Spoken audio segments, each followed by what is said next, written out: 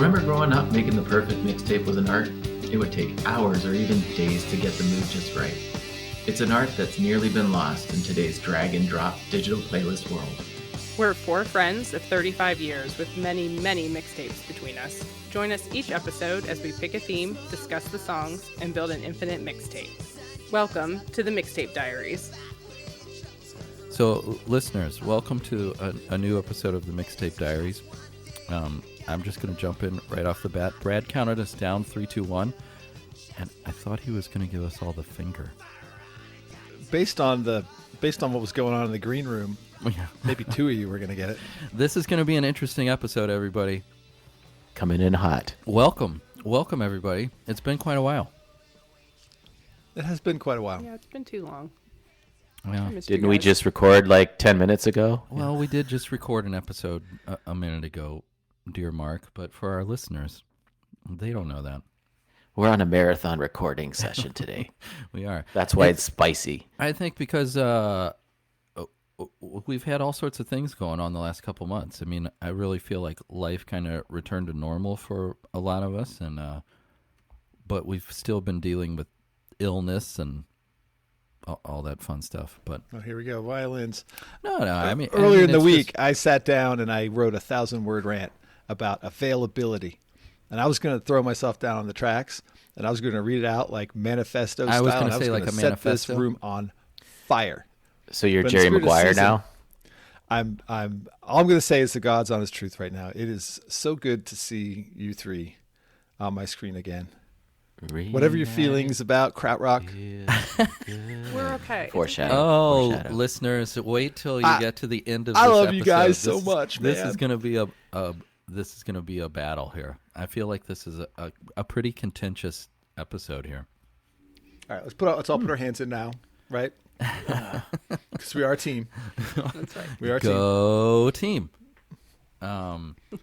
So Brad, do you want to? That sucked. No, 25% participation on that, and it was me. Nobody. Really good. There's no video content. Right, there was no video. Nobody knew, Brad. You didn't have to spoil it for anybody. Oh, well, if there's no video. Did you mean you were going to record this without your pants on? Is that what you were about Briefly. to do? Oh, okay. Briefly. I was going to. We're really spiraling, guys. No. I was going to good. communicate a sentiment to you Is that frowned I was upon? going to say without words. Brad, do you want to get the business out of the way? Yeah, sure. The podcast is the Mixtape Diaries. We're on Apple, Google Podcasts, Spotify, Amazon, Overcast, Castro, Castbox, Podfriend, Sludgecast, Good Pods. One of those platforms is fake. See if you can guess which one. All the songs we cover are added into the Mixtape Diary playlist. Look for it on Apple Music and Spotify. Search for Mixtape Diaries. It'll come Did up. you say mixtape? Yeah, That's cool. but that was really for that was just for, I don't know, shits and giggles. Okay. Unless and until Elon decides he doesn't like the waitresses, we're also on Twitter. Free speech my ass. Look for us on @MTDiaries. Subscribe, rate us, review us, write to us. Tell us what you like and what you don't. Those are the announcements. Let's get on this. Those are good announcements, Brad. Let's get it on. So this was Mark's responsibility, right? Did he pick this Yes. theme? He sure did. Yeah. So this theme was, we had to pick albums from the 1,001 albums you have to listen to before you die book. Is that the right title? Yes. Something along those lines? 1,001 albums you must hear before you die by Robert Dimery, although with many other contributors. Yeah.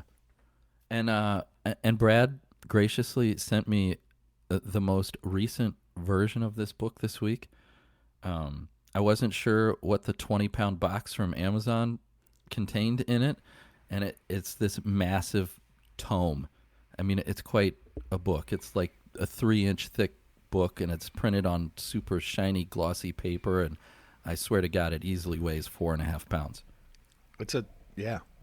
Yeah. And If we were in the room together, we might be weaponizing this book. so one of the things that we did I think we are, aren't we?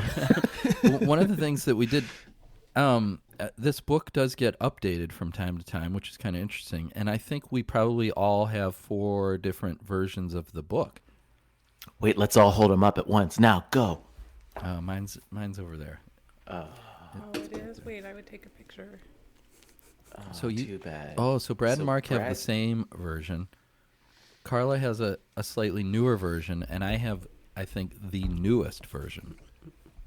Had your face on it. And I tried to send you the hardback, Bob, and I think you got the paperback. Oh, I did get the hardback version. Okay, good. All right, good.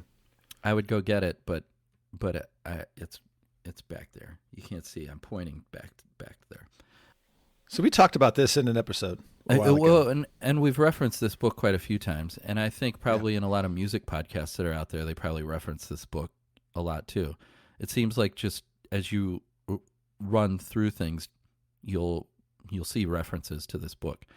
But we found that because it gets updated from time to time, that there are differences in these books, and that the thing that I would be curious to see, and they should almost post this as like an addendum someplace on a website, is what albums have been in there and then they've taken out so that they can add in new albums.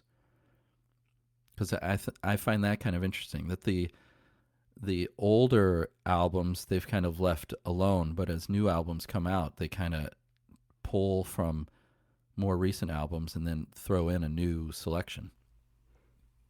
Yeah, I think, and this comes up actually in Mark's picks. There's a discrepancy between my book and his book, so Yeah. I was like, that's not in my book. Carla was trying to police a song out of the Well, and then I didn't. playlist. Well, I didn't even jump- said, I said maybe I have a different edition. Yeah, and that was yeah. the case. And then I didn't jump into my book to see if that was still the same, or if they'd gone back to the previous selection, or I think that's kind of interesting. I think the last page of my book has an album from 2021. So Yeah, that's much later than mine. Yeah. There's a bunch of guys in, I think, Louisville, Kentucky that do a podcast, the 1001 Album Club. They're going chronologically through the book, and it's fun listen. Hat tip to those guys. That's a big commitment. Yeah. But they actually got the author on because they hit the 500 mark, cool.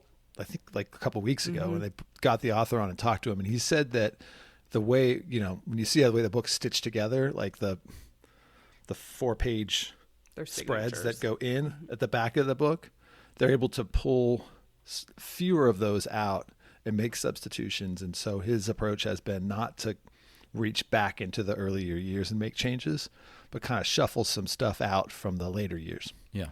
So you're more likely to be on the block if your album was in like 2003, 2006. Like if you got in 1966, you're golden. Right. You can stay. The thing that's kind of interesting about that is I would love to know what their process is in deciding, well, okay, so this album 10 years ago was worthy of being on the list, but now it's not. Yeah. Like, how do you make that decision to remove an album and then add a new album? I think the new ones are hard to choose. Yeah, I Yeah. mean, I think too, in the effort of keeping it as updated as they can, right? It's, what if a terrific album suddenly drops in like 2021 and they're like, oh, this album is definitely going to like, I mean, obviously it's subjective, right? But it's going to stand, the test of time. So let's go back to some artists that, like one of Mark's picks, right? Where they did originally have 2 records in, well, they scrapped one of them, right? Yeah. To, who knows? And the wrong one. Yeah, I mean, do 2 Taylor Swift records need to be in here? I don't know, but maybe they do. Will they last for 20 more years? Well, Maybe, so I maybe guess not, that is the thing that's kind of interesting about the book, is that, at some point you're like, well, this album is better than this album, and so we'll take that one out and we'll add this one in. Like that, wow, that's kind of harsh, It's a real responsibility. I mean, if you put this album out in 71, Right. the Velvet Underground and Nico would not be in it because no one had heard of it. Right. Right. It's the whole, right, 500 people bought it and they all formed bands. And so maybe that's why Taylor Swift gets in, because it made a big splash. Everybody knows about it. But whoever put out the record that 20 years from now is going to be the most influential thing that nobody had heard of at the time, Yeah. right, gets overlooked. Yeah. So it is kind of crazy. So it is a super cool book. It's definitely worth checking out. I thank you, Brad, for sending that to me. If you look at the spine of yours, you can see how the signatures are. So you can see like what they would like the block that they would take out to edit. Oh man, Need be. So, it's interesting. so you could look at that and go, "Oh gosh, I'm in this group of songs. I'm poor. Which one of us is going to get the axe?" This book has got me into so many bands. It's made me fall in love with so much music. I would tell everybody to go out and get it. It's awesome. It's definitely a cool book, and it's cool that there's a little bit of history for each of the albums that are in there. It's not a ton, but it's enough for you to kind of get a feel for historically kind of where the albums fall in. So I love on the back of the book, and this is as easy and as cut and dry as it gets. It is a must-have for the musically inspired. So if you love music and you love learning about music, or you just love listening to music, no matter what it is, and we can get contentious on some subjects like krautrock or others, but in the end, if you are a lover of music, this book is a must-have. It's just a must-have, and I think it creates what music has always created, which is emotional connection. And you can get into really great debates over who should be in and who shouldn't, what albums should get removed or not, albums that are not in here that personally you think should be in here. And I think that's what makes the book so amazing.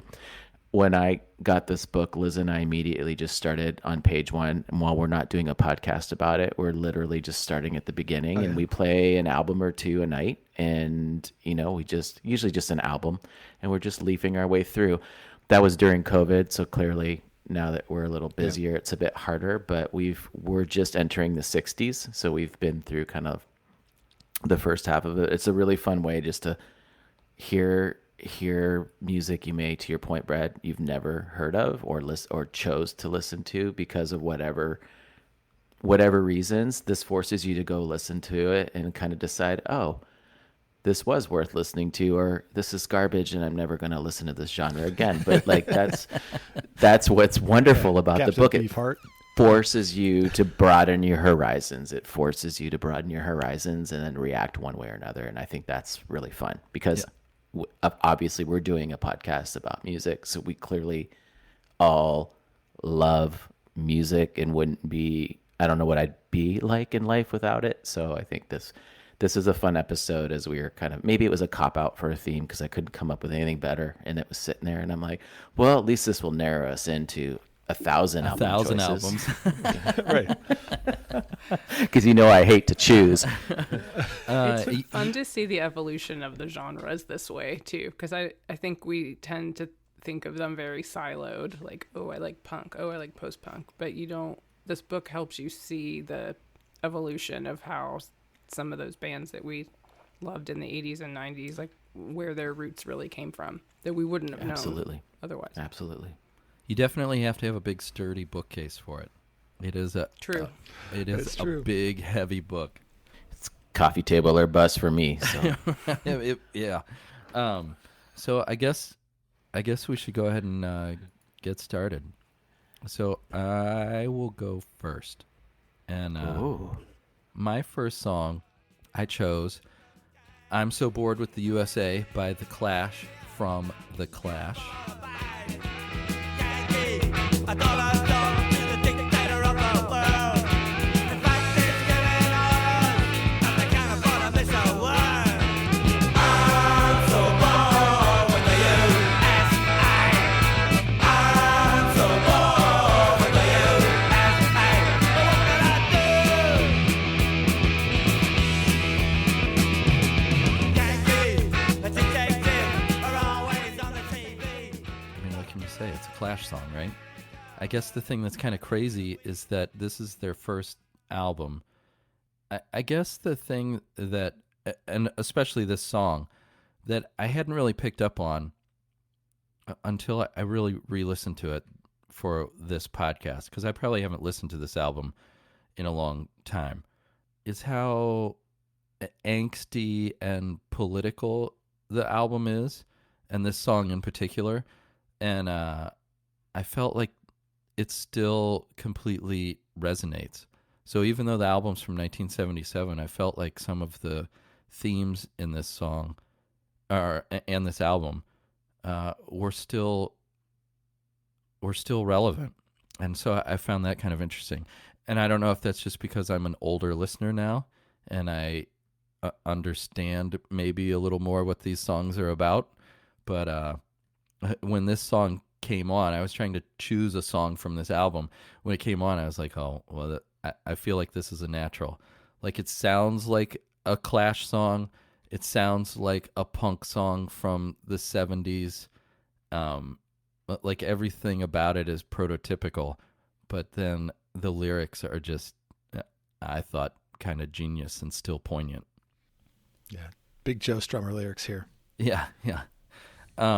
It is kind of crazy that these albums, and I think kind of universally with these albums from this book, these are all super high rated albums. Like they're all of these albums are like number 1 or number 2 albums of the year for whatever year that they came out with.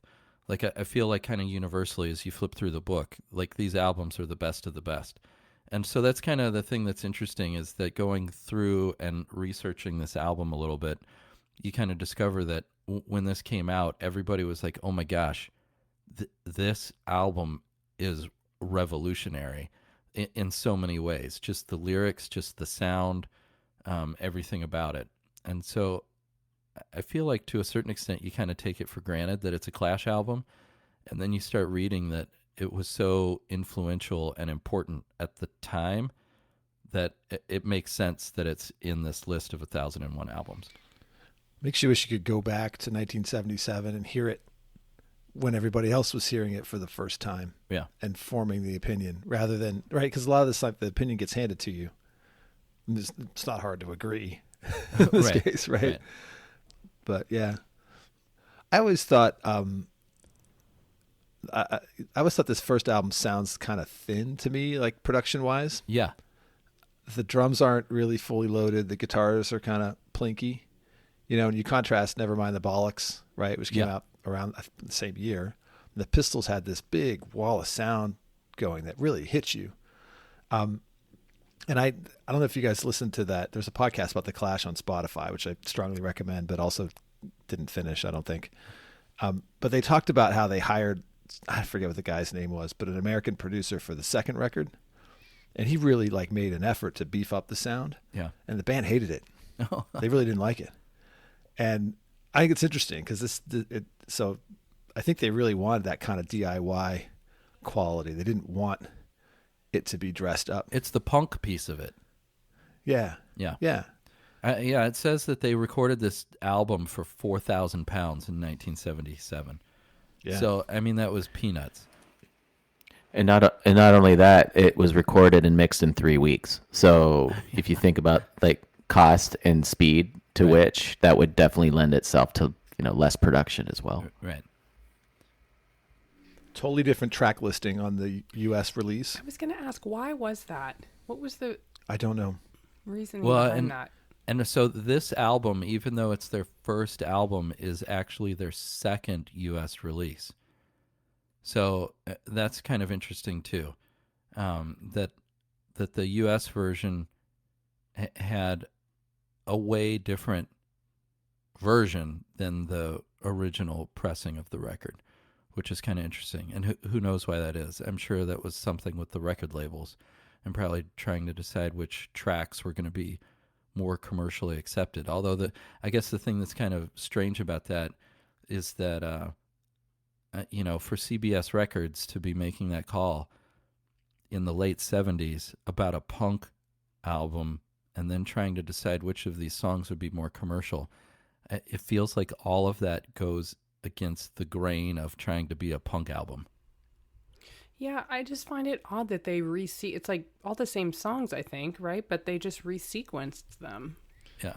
So Complete Control, I don't think is on the UK version, and that's a really good song. I wonder if they recorded that one later and CBS was like, hey, let's put that on there too. But I'm totally speculating. Yeah. But yeah, a lot of it is just the same tracks reordered. It does say that they did replace 4 songs from the original version with 5 non-album singles and B-sides, some of which had been recorded and released after the Clash's second studio album, Give 'Em Rope. give them enough rope. So it'd be interesting Clash to dig City it. Rockers Yeah. is one. Complete Yeah. Control is one. Yeah, so Fought I the mean, Law is obviously one. those decisions were made to make the album more commercially successful, which I just think is funny. It's very punk rock. Right? Right? You got to figure out how to make more money off of a punk album in 1979. So which version does everyone have? Well, I don't know. So I wonder. I have them both because I bought one, and then a friend of mine who had lived in England gave me his other one to rip. So, Nice. but I think the U.S. one has. I kind of like the songs in the U.S. one better. That's probably corny to say. I'm trying to 'Cause look the right second now one. which ones are in like Apple Music. That's one thing I didn't look at. It's probably the U.S. listing, I think. No, excuse No, me. I think think it it's the is kind of UK. the yeah. If it starts with Janie Jones, it's the U.K. Yeah, it starts with Janie Jones. So one thought about this particular song, the UK ran everything for like 350 years. The US gets like what, 25 years, and Joe Strummer's bored with it. Like, come on, man. I think it's probably just that anti-West sentiment that was probably going around at the time.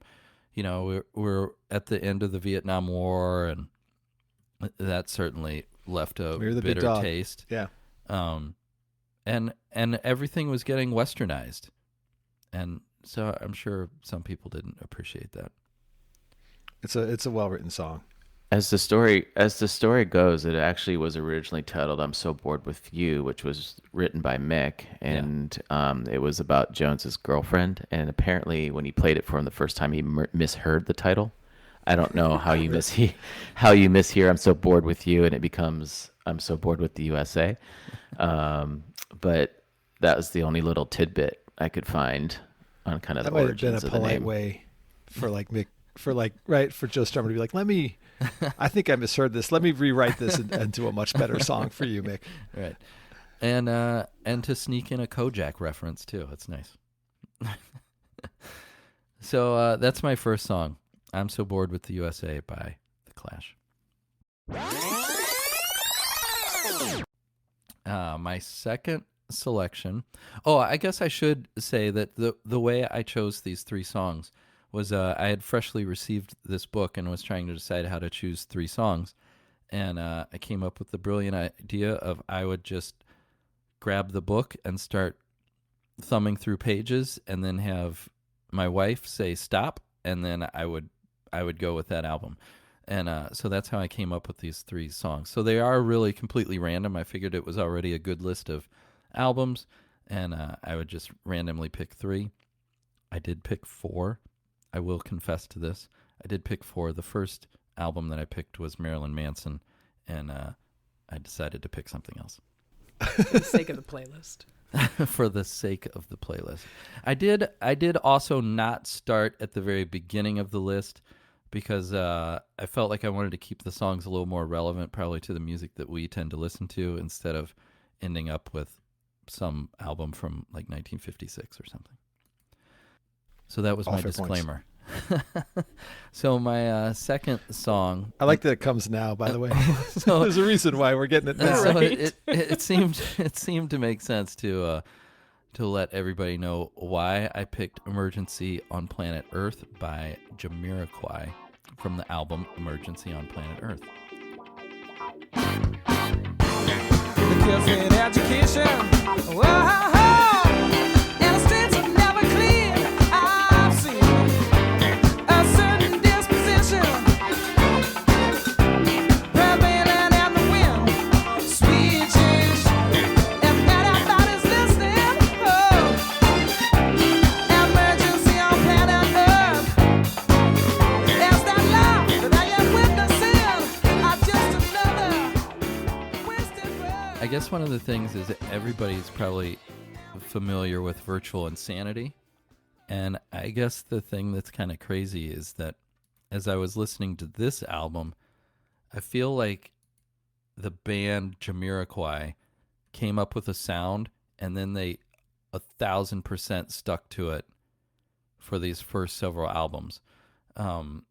Their later albums are a little different, but not radically. But these first couple albums are just like crazy funk, soul, disco, R&B, house. I mean, it's kind of crazy that they kind of all have the same sound.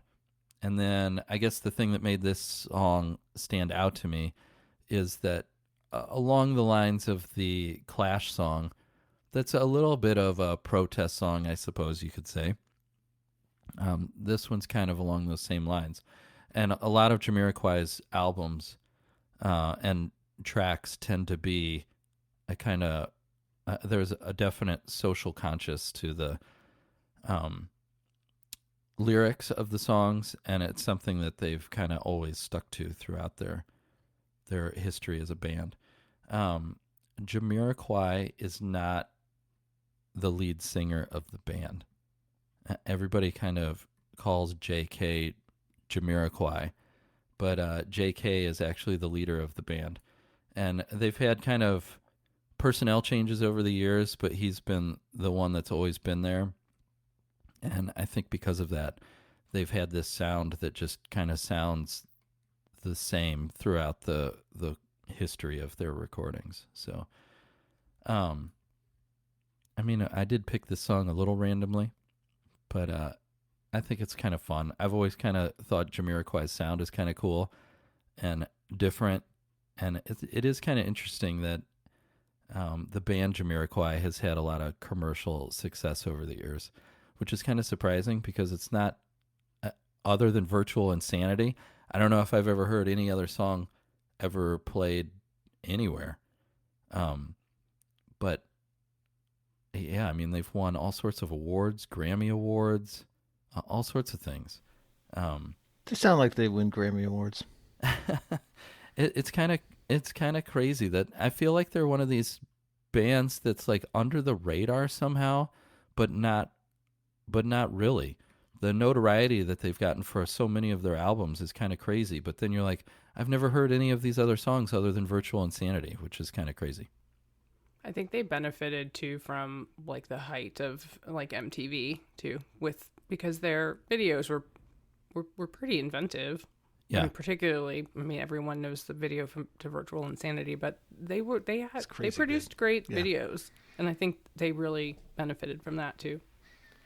And in the time period, I think, when you think about the kind of 92, 95 kind of segment, there was also this like disco inferno resurgence going on, and like people were starting to explore this like funk jazz disco, unfortunately. And I think that benefited to it. I mean, I'm still, if I think about 1,001 albums I must listen to, and this shows up in the book, it kind of blows my mind. I'm not sure how I feel about it, because I think there's like 1,001 other albums out there that I should probably listen to before this one. But that's not me taking a dig at Jamiroquai, because I think for me, at the end of it, the music's just very joyful, and you can't not move to it when it's on. So I think there's a positivity to it that's kind of pretty fun. Anytime we can get a band in the mix that names a portmanteau. Right. I mean, how often do you even get to say the word portmanteau? Portmanteau. And how often do you get to do that? So I think it's pretty cool to have a portmanteau band name in there. What is it a portmanteau of? Jam and Iroquois. In the Iroquois. Oh. Yeah. Iroquois. So, okay. Sorry. It is kind of interesting that he's adopted this. He's a British-born singer, and that he's really adopted this kind of Native American persona, which has got him into quite a bit of trouble of cultural appropriation and things like that along the way. But it is kind of interesting that he even now continues to, he shows up wearing this ceremonial headdress on stage all the time, and Native Americans are they are never happy that he's kind of dressing up this way on stage. But doesn't I don't know if it's just because they're not in the spotlight as much that he doesn't really get in as much trouble as maybe other acts probably would. Or baseball teams. Yeah. The thing that's kind of crazy is that they are the third best-selling act of British recordings in the 90s, behind the Spice Girls and Oasis. Yeah, it's wild. Wow. Sony that gave doesn't them even an make sense. 8-record deal. Yeah. So they It's wild. they kept recording albums. They jumped around from labels, but yeah, his initial deal with Sony was an 8-album deal, which is crazy. They've sold almost 30 million albums worldwide, which is insane. And It's good CD jukebox in the bar music. Yeah. the thing that's crazy I'm though sure. is I'll bet you the song that comes on is Virtual Insanity. Most usually, yeah. And so the thing that I find so mind-boggling about this is that they've sold so many albums, multiple albums, not just one album. But I swear I've only heard one song of theirs ever. And ironically, it's not the song that I picked for our list today. I like the song you picked today, though. I don't think I had gone that deep in the record. I started listening to it from the beginning and was like, oh, I don't really think that I like this Jamiroquai. And then I listened to the song you picked, and I was like, oh, I must have stopped right before this one. Because this one was really good. Yeah. It's a fun song. I don't have a lot to say about this, but I do want to make a point about retroness, because I think some people get up in the morning and they decide, I'm going to be the guy who brings back X, Yeah. right? But I don't think every kind of music or every kind of sound absolutely needs to be brought back. Disco slap bass, wah-wah organs. I think we could have left this in the 1978 drawer. Oh my God, I totally agree with you. Thank you. You're articulating this way better than I did a second ago. Because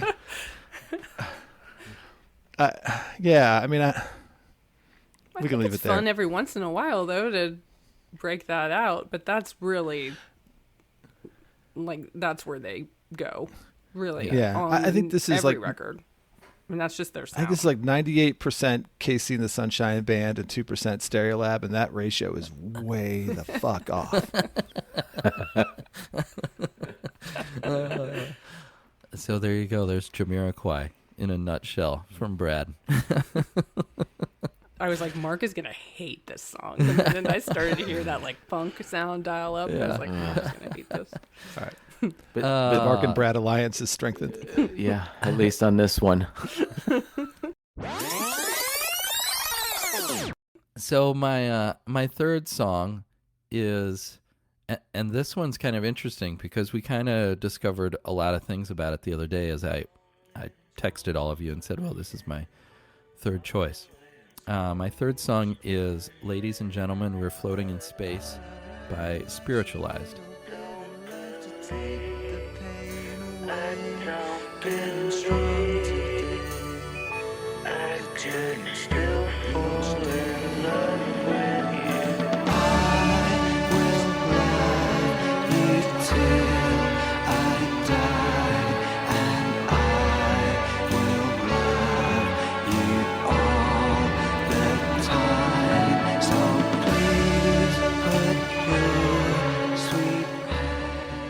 And then I probably threw it on, my phone and listened to a couple minutes of it just to make sure that, that's what I'm going to pick. And then Brad texted me and was like, wait, what song is this? This isn't the song that I remember. And so then I was like, now I got to figure out what's going on here. And so one of the things that's kind of interesting about this song is I certainly remember it one way. Brad certainly remembers it that way. And then this version of the song is a new version of the song, kind of a remastered version of the song, which includes Elvis Presley lyrics. And the thing that's interesting about that is I'd never really heard that until Brad was like, hey, wait a minute, what song is this? And then when I went back and listened to it, I'm like, well, yeah, this is different. And it does kind of create a different arrangement of the song. So the It's lyrics all shuffled up. Oh well, so Yeah, it is. It's like they took the Rubik's Cube of it Yeah. that was solved and like unsolved the shit out of it. Sorry, I'm swearing a lot right now. So it has lyrics from "Can't Help Falling in Love" from Elvis Yeah. Presley mixed into the end of the song, and it's weird because it does make it a very different song from what I had remembered. I mean, they're similar in some ways, but Brad was paying enough attention to go, wait a minute, I haven't heard this. And so that's the version of the song that they have been playing live for a long, long time, had originally recorded and intended to have on the album, but of course could not get permission to have the Elvis lyrics in the album. They probably would have had to pay royalties out the wazoo for the lyrics for that song. So Now they have a big enough wazoo. well, so I think it's kind of interesting They that can. somebody in the Elvis Presley estate decided that, yeah, whatever. I mean, they're hardly noticeable in the song, but they definitely changed the song from the recording that I think we're all familiar with. Yeah, I can't unhear it now, and it really bothers me. So it's kind of interesting because the original pressings of the album have those lyrics. Then there's the version that I think we're very familiar with. And then this re-released kind of remastered version that came out in the mid 2000s, like 2009, 2010, something like that. I mean, it's a substantial change. Like It is. it's clear they're trying to like, because they have all these, right? The conceit of the song is all these overlapping vocal tracks Right. and themes that build on top of each other. I think in the original in a very steady and beautiful way. And now they're like, hey, we got the Elvis lyrics. Let's foreground them as soon as possible. Yeah. And it was like stage 4 of the song where like that part was, right? Right. About the fools rush in. Right. And it's just like they kind of disarranged it. I don't know. I don't like it this way. It is kind of interesting, isn't it? And so I guess But let's not. I think you chose the song we all really, really love. Yeah, Right? which is a beautifully perfect song. Yeah. well, and then the thing really that is. I brought up to everybody is, well, so which version of this song is the definitive version? Like which version of this does the band consider the definitive version of this song? And I would hazard to say that it's this version with the Elvis Presley lyrics in it, because Yeah. that's what they perform live, and that's what they put on the remastered album. I would argue, though, So if I were to buy this on vinyl, the reissue, am I getting this version? you would be. I probably am. Probably. Yeah. But I would argue that this is the inferior version of this song. That song was perfect. The song was perfect. Absolutely perfect. And it's such a great beautiful. intro to this album. Like it's just like a perfect number one track on an album. It really kind of eases you into it, gets you ready for what's about to come, and then the rest of the album just takes off from there. But yeah, once Brad pointed out that, hey, something's not right about this track, I was like, wait a minute, what couldn't be right about it? Yeah, so when you hear it in our Mixtape Diaries playlist, it's unfortunately going to be the remastered version, because that's all we have access to for the playlist. But the clip we're going to use is going to be from our CDs, our 1997 CDs. Yeah, which is again, it's one of those interesting things that, just as I've uploaded and downloaded and mixed all of my music back into the Apple Music library, this is the version that I have, because when it matched my CD version to what the music store has, it replaced my CD ripped version with this version. So yeah, I was like, well, I'd have to go out and dig out my CD and then probably try to find some piece of equipment that would actually play that CD to actually hear this other version of the song, which is kind of crazy. I'll just pick you up in my car. I got a CD player still. Yeah, I guess I have a CD player in my car. I'd have to sit in my car and listen to it. Yeah. I don't have much 2 cents on this one, but I didn't really listen to these guys, believe it or not. And that probably comes as some shock to you, but I think I was too busy. Does. I was too busy listening to OK Computer and Urban Hymns in 1997 to like get distracted here. Yeah.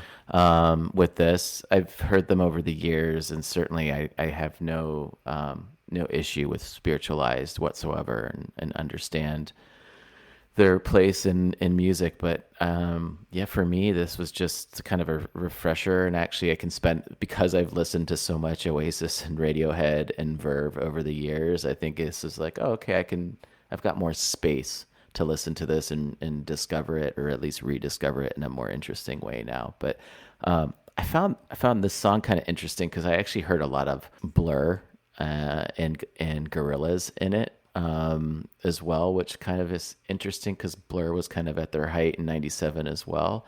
Just kind of goes to show you that whole hacienda scene going on, which, by the way, Spiritualized was the last band to play it at Hacienda before they closed a nightclub. Wow.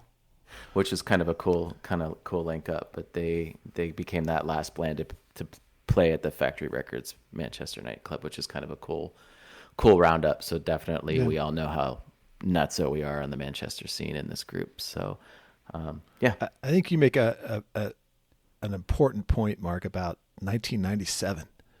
I think in the interview that they did with Robert Dimery, the 1001 Album Club, I think he was saying like 1967, 1977, 1997. Like there was a lot of good stuff coming out then. And we're going to talk about it when we get to your selections too, Mark.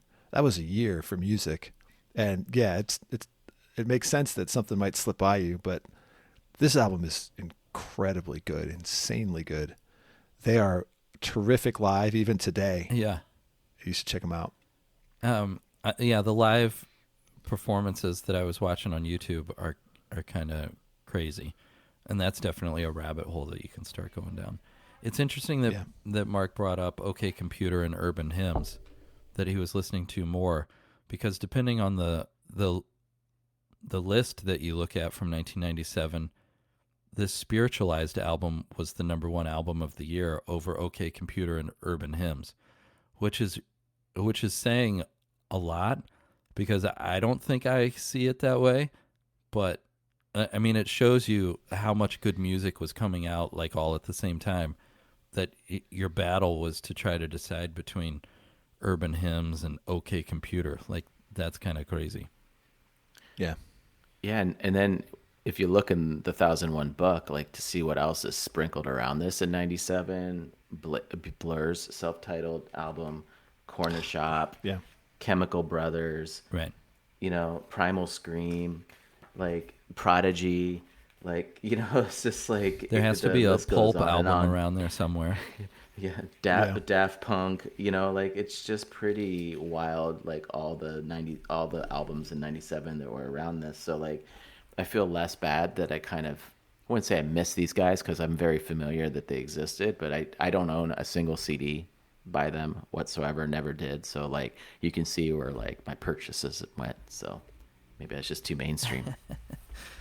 Well, so there you go. Those are my 3 selections there. I know we've talked about them probably longer than we should have, but joy of editing. We keep I'm good saying with it. Lots that. to say. People who don't edit keep saying that. So next up is going to be Carla with her selections. I have a quick question before you start, Carla. Quick question for you. Are you going to talk about your picks as long as one of your pick songs are? I mean, they're all pretty long. This is a real land grab she's made here on the playlist. I just had to throw a little dig in. I really When the went for shortest it. song comes in at 5 minutes, then Yeah, you Yeah. know something special is about to happen. She's making up for lost time. That's for sure. So I'm going to start with my first pick, which was a band I listened to a lot in high school and had kind of forgotten about until I started flipping through this book, and that is the Waterboys. And I chose the song "We Will Not Be Lovers," which is off their second record called Fisherman's Blues. Actually, that might be their third record. It was released in 1988. It's considered their best-selling album. It was really critically acclaimed because this was really a departure from their previous albums. I thought that I really loved This Is the Sea, which was the record right before this one. They kind of sound a bit like Simple Minds meets like The Church, maybe. They are Scottish. Yeah, they're Scottish. I mean, they're Scottish, and the other band members are Irish and English and Welsh, so it makes up all of the UK basically. And they decided to really kind of tap into those roots a little bit more on Fisherman's Blues. So the overall, some of the songs kind of sound like the Pogues a bit. I mean, it gets a little more kind of folky than their previous records. But this song, "We Will Not Be Lovers," was actually they had a completely different producer for this particular song, which is why I think it probably sticks out compared to the other songs on the record.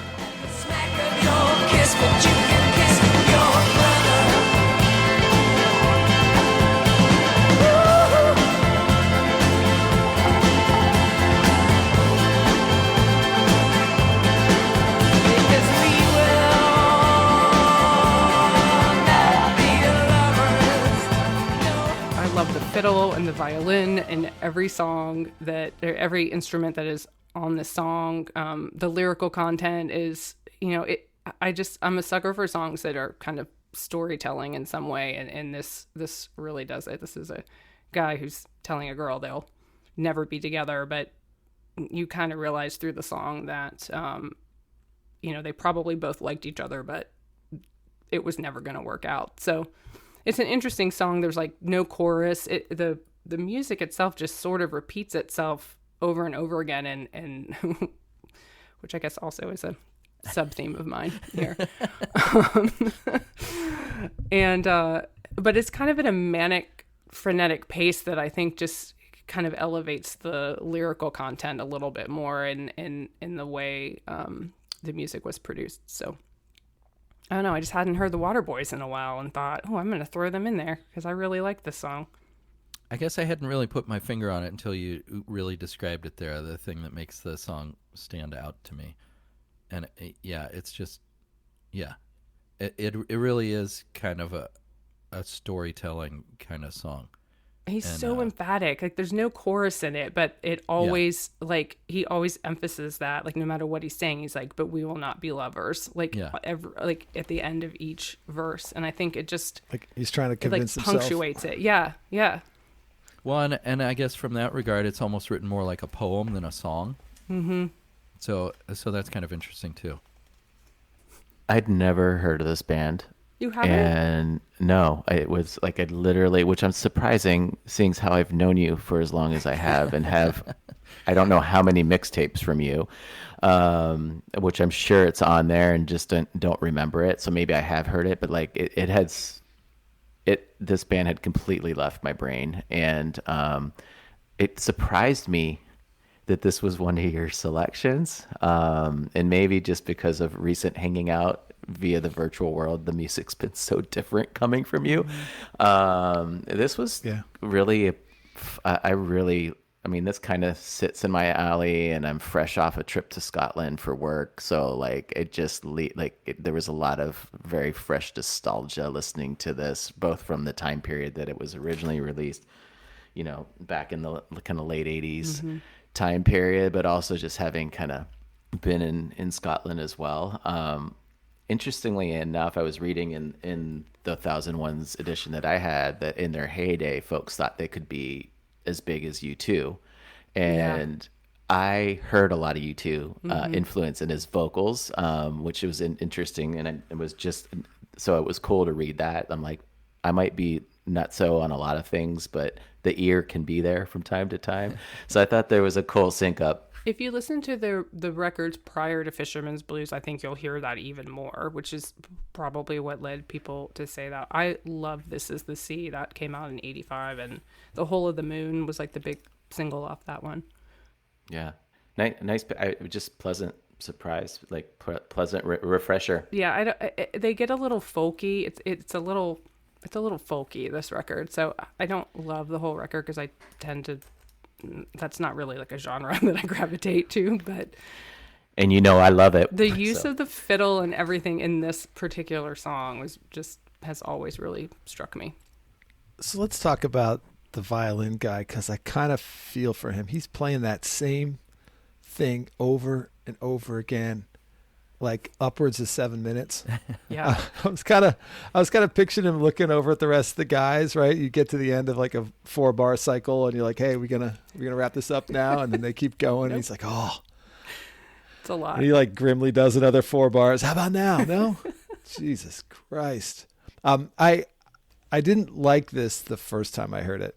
I liked it a lot more the second and third times I heard it. And it's funny how some songs like hit you instantaneously and you're like, that's it. That's right there. And then others have to grow on you.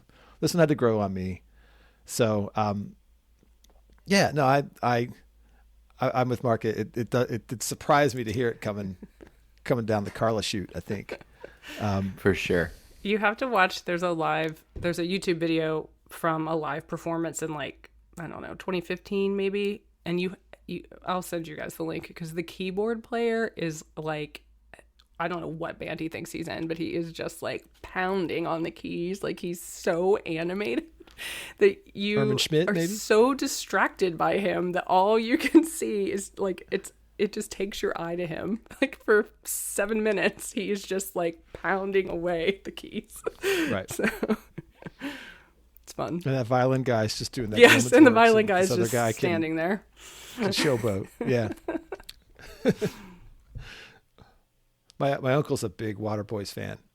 Has always been. And has brought me over CDs to rip for him. So I've got them on my hard drive. I mean, I just need to queue them up. All right. Well, my second pick is from the band Sugar from the 1992 album Copper Blue. And I picked Man on the Moon, which is the final track on the record.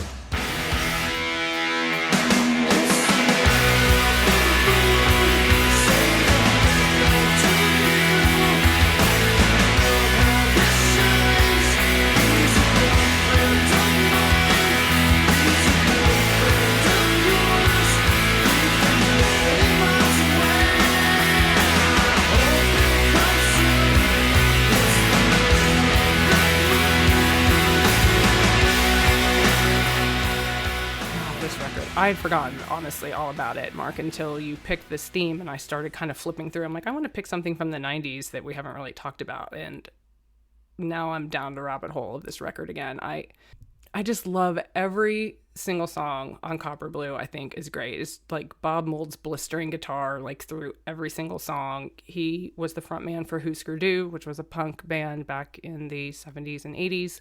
He also has a terrific solo record, which came out between Husker Du and Sugar. I've seen this band live many times. When I was at Miami of Ohio, we would drive to Cincinnati a lot. He played there quite a bit. So just an incredible live show. Just again, we talked about this in our grab bag episode. Like, I'm very influenced by when I see a band live who's really good. And I just could not get enough of this record. I think it's so great. A couple of interesting things about Bob Mould, and in an NPR video, he credits the success of this album to Nirvana and Nevermind. He really didn't think that people would be receptive to this kind of music if it wasn't for the success that Nirvana had. So I think that was kind of an interesting commentary, that it kind of fit in the wheelhouse of what else was going on with grunge at the time, even though they were leaned a lot heavier on the distortion than those other bands probably did. But I mean, interesting that he would say that, since Husker Du was kind of, you could say they were the pioneers, one of the pioneers of grunge, and so to say that a later grunge influenced band was the reason they saw success. But, you know, maybe Nirvana and that scene kind of evolved it, or at least put it on the map where people would start to listen to it. I love Husker Du. And I love same this here. pick. This is another one where it's like, I forgot about this band. Literally forgot about this band. And as soon as I heard it, two things come to mind. Reminded me of you, and it reminded me of like those great My Bloody Valentine guitar, you know, like that sound. And I'm like, how am I not listening to this every day, or at least, you know, more frequently? So awesome pick. Like, I think what are we, like 5 picks into the episode right now, 6 picks? Like, what's coming to life even better than I anticipated with the selection of the theme is just, it's reminding us of albums that, because there's so much, and because of the instant gratification of like electronic world that we live in, it's almost forcing us to go through our CD collections. And you remember how you used to do that back in the day? I mean, Brad still has his CDs behind him, but mine are packed away somewhere, and I'm strictly trying to remember what music I listen to through a smartphone. And I don't think that's the best way sometimes, because you forget what you own or what you did own, because you don't see it anymore. So I think this book's kind of been pretty amazing to like rekindle old flames. So now I know 2 Sugar songs. And they're both really good. This doesn't sound at all like the REM original, I have to say. I kind of wonder, like, so I've heard If I Can't Change Your Mind, I've heard this, like, what is their sound? Because they sound, those 2 songs sound very different. This doesn't sound like Husker Du at all. Like, it doesn't sound like anything else that was kind of out at the time. Maybe I just need to go sit down and play this whole album all the way through. But I like this. I love those kind of buzzsaw guitars with the drum breaks. Yeah. Like, you really hear that sound coming in hard. Yeah, this is good stuff. Yeah, it's interesting. I don't know how to really categorize it. I remember when I first heard it thinking it was so different from all, and I mean, I guess that's it. That's why I liked it. I just found it to be different from the other rock that was popular at the time, which was mainly grunge. It was out of even though it had that like fuzz guitar a bit, it wasn't really shoegaze, you know, like there was this, it was kind of straddling a few things that made it different and interesting. Yeah. Like really loud power pop maybe is like the best thing I can come up with. Like really loud, distorted, heavy. I don't know. Yeah. I mean, and Bob Mould, he's a good songwriter, and I think that plays into it too, into like the more maybe pop kind of like aspect of it. His solo record is called Workbook, and that's a great record too, but different from Husker Du and Sugar. Here we go. So far, Bob's so kept his good. powder So dry. far, so good, Carla. So far, so good. So I'm the You've got a asshole that friend picked here, an Carla. 18-minute song. Let's just point out the elephant in the room. I picked Hallelujah by Can, which is from their second studio album Tago Mago, which was released in 1971.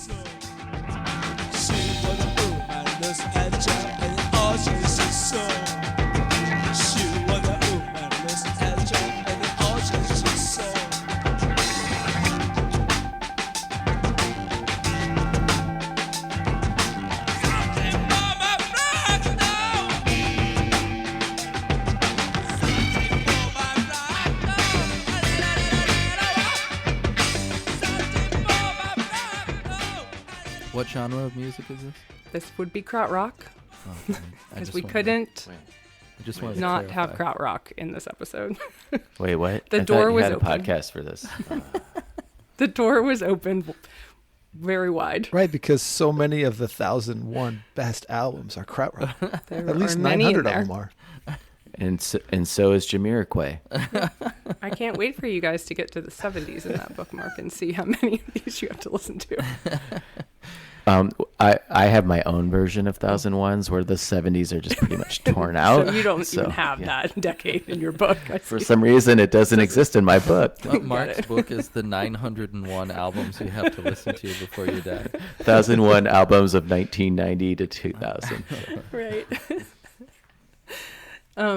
This song is 18, almost 19 minutes long. It comprises an entire Because it's a masterpiece. side of the album.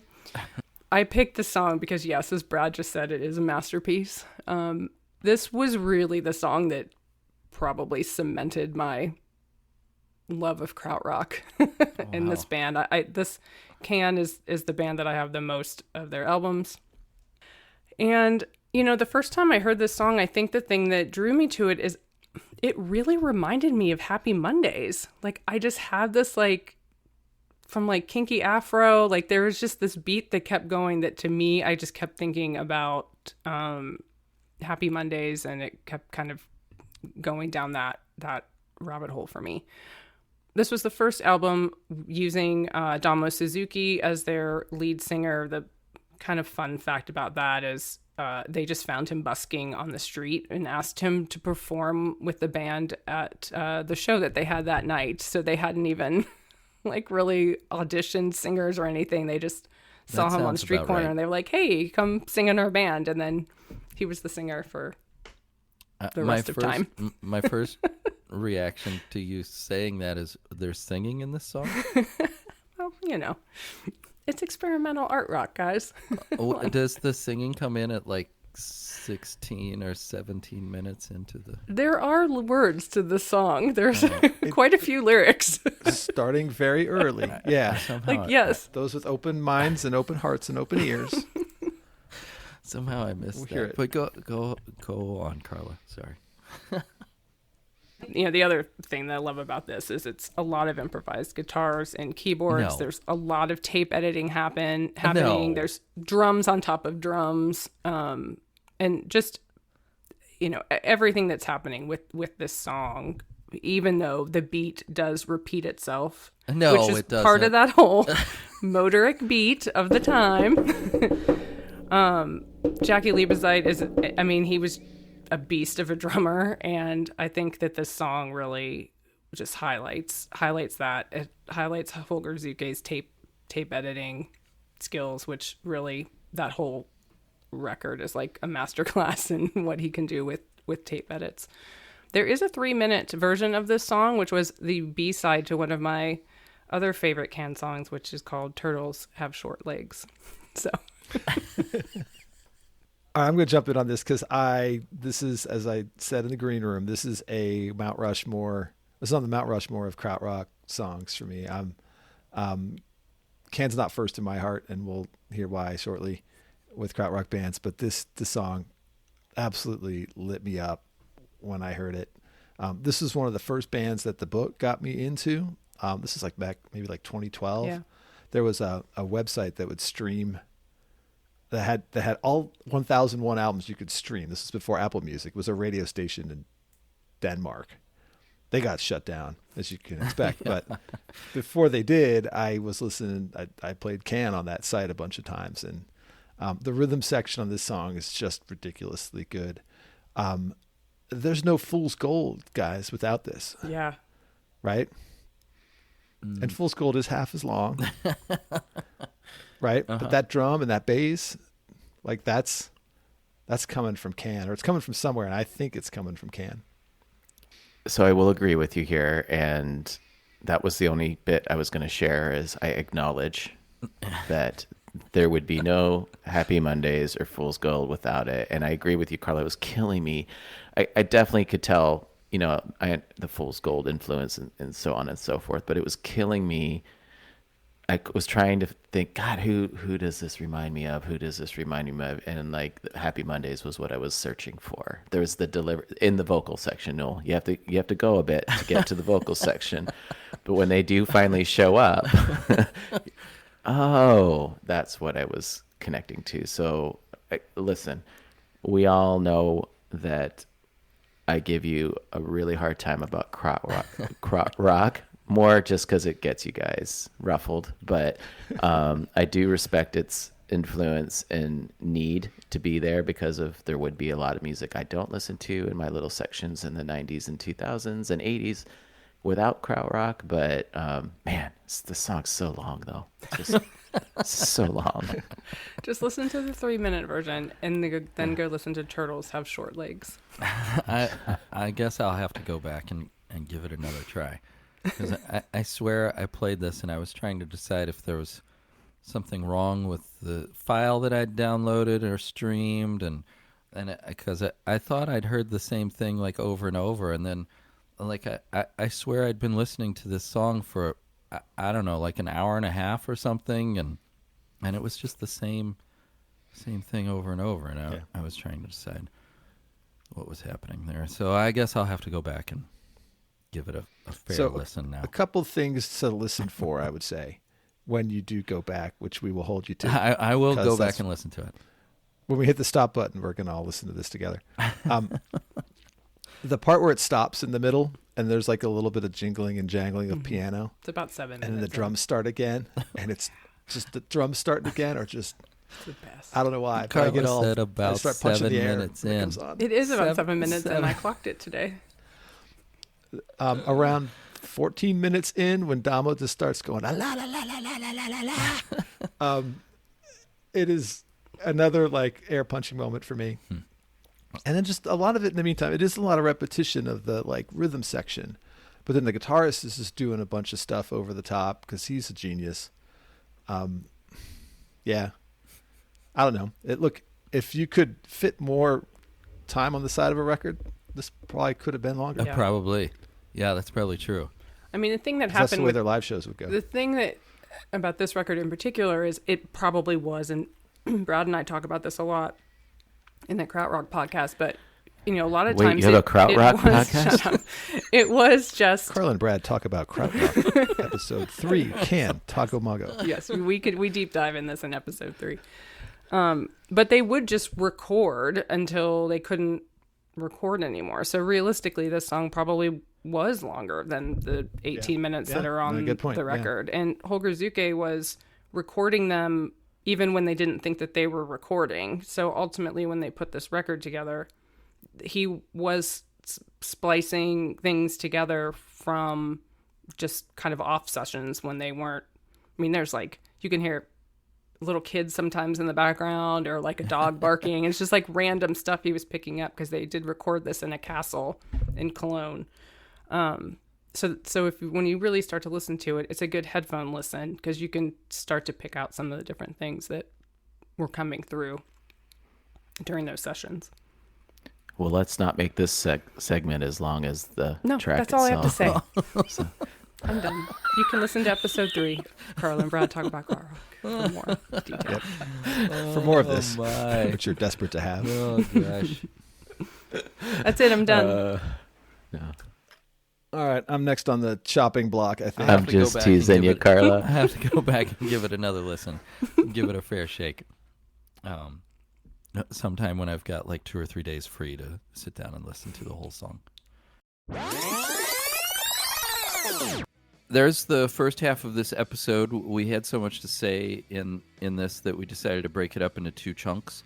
So Carla and I got our selections out. In the second half of this episode, you'll hear from Mark and Brad. And we hope you download part 2 of this episode. You can